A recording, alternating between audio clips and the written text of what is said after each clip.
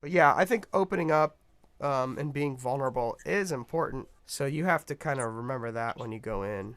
That's why songwriting can be so isolating because you're kind of writing your diary or whatever and putting it out there. But if you're doing it with someone else, you really have to be comfortable with being able to be vulnerable.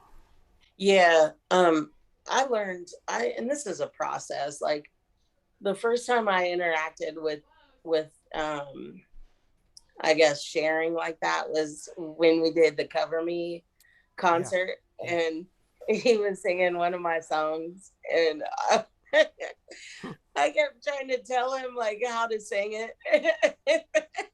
Oh wow. I was being controlling, and he was like, "You're being controlling." I was like, "No, I'm not." He's like, "Yes, you are." Oh my gosh, that's funny. But I was though, but I didn't, it was subconscious. So like that's when I became aware that uh being controlling gets in the way when you're trying to share like that. Right.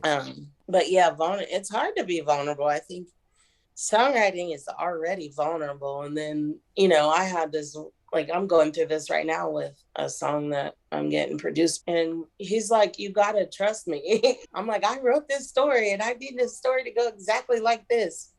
Right.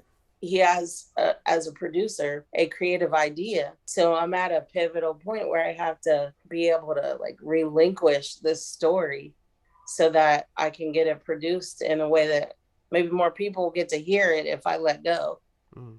instead of like thinking that you're going to go in there by yourself and your song ideas are going to win. Like you said, the winner is the song. So Yeah. it's like an intention.